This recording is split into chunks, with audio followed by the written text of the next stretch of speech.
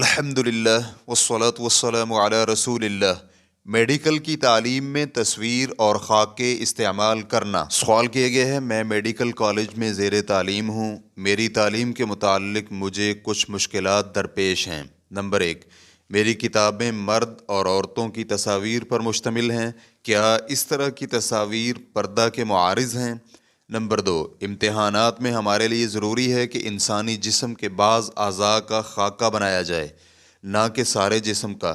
مجھے علم ہے کہ حدیث میں آیا ہے کہ تصویر بنانے والوں کو آگ کا عذاب دیا جائے گا، لیکن مجھے یہ یقینی طور پر معلوم نہیں کہ تعلیم کے لیے ایسا کرنا جائز ہے یا نہیں۔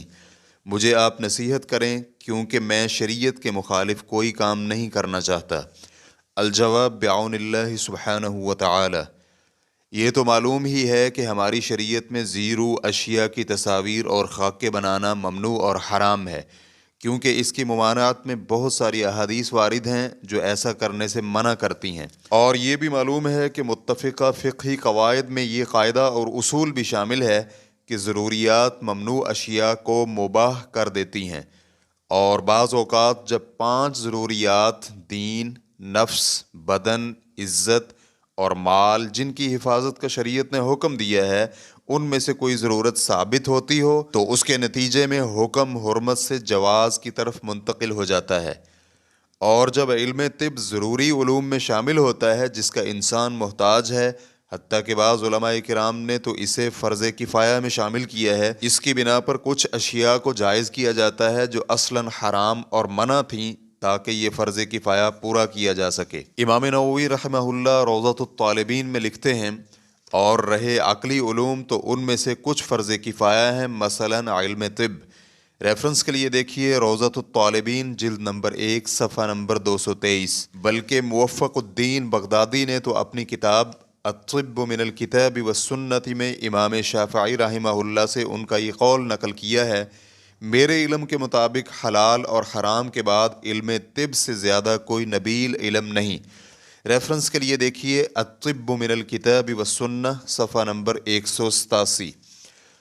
اور ڈاکٹر اگرچہ وہ بغیر ضرورت کے عورتوں کا علاج نہ کرتا ہو، پھر بھی اسے دونوں جنسوں کا علاج کرنا پڑتا ہے، کیونکہ بعض اوقات لیڈی ڈاکٹر کسی مخصوص مرض کے علاج یا کسی معین علاقے میں میسر نہیں ہو سکتی۔ اسی طرح علم طب کی اساس انسانی جسم کی ترکیب اور اعضاء کے خصائص اور ہر اعضاء کے کام کی تفصیل کو سمجھنا ہے، اور جس قدر اس کی سمجھ ہوگی اسی قدر انسانی طب کے علم کی ادائیگی بہتر ہوگی، اور طبیب لوگوں کو بیماریوں اور آفتوں سے بچانے میں کامیاب ہوگا۔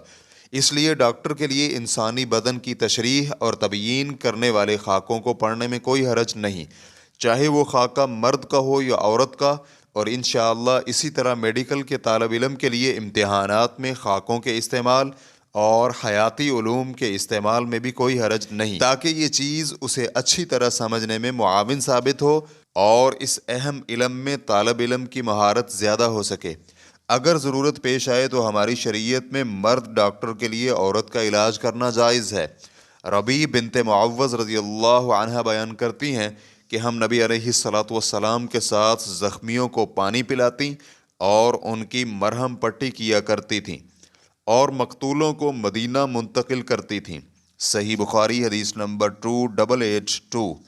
حافظ ابن حجر رحمہ اللہ اس حدیث کی شرح کرتے ہوئے فتح الباری میں کہتے ہیں، اس حدیث میں اجنبی عورت کے لیے اجنبی مرد کا ضرورت کی بنا پر علاج و معالجہ کرنے کا جواز پایا جاتا ہے۔ ریفرنس کے لیے دیکھیے فتح الباری جلد نمبر 6 صفحہ نمبر 52۔ جس طرح کہ ہماری شریعت میں آیا ہے جو بچوں کی کھیل کود وغیرہ کے لیے تصاویر اور مجسمے کے جواز پر دلالت کرتا ہے، جس کی بچوں کو کھیل کود اور تعلیم اور ادب سکھانے میں ضرورت پیش آتی ہے۔ اس کی تفصیلات کے لیے آپ سوال نمبر 9473 کا جواب ملاحظہ کر سکتے ہیں۔ اسی طرح علماء کرام کا فتویٰ جو ضرورت کی بنا پر شناختی کارڈ وغیرہ پر لگانے کے لیے تصویر بنانے کے جواز پر دلالت کرتا ہے، اس کی تفصیلات آپ سوال نمبر 34904 اور اسی طرح 39806 کے جواب میں دیکھ سکتے ہیں۔ اور رہا مسئلہ جسم کے اعضاء کی علیحدہ علیحدہ تصویر بنانے کا، مثلاً سر یا سینہ وغیرہ کی، تو اکثر علماء اکرام اس کو جائز سمجھتے ہیں۔ اس کے لیے آپ سوال نمبر 13633 کا مطالعہ کر سکتے ہیں۔ اوپر جو کچھ بیان ہوا ہے اور بالاولیٰ علم طب اور اس کے متعلقہ کی تعلیم کے لیے خاکوں اور تصاویر کے استعمال کے جواز پر دلالت کرتا ہے۔ واللہ تعالی اعلم۔ اسلام QA ریکارڈنگز، مؤسسۃ الشیخ محمد صالح المنجد، المملکۃ العربیۃ السعودیہ، فتویٰ نمبر 400554۔ والسلام علیکم ورحمۃ اللہ وبرکاتہ۔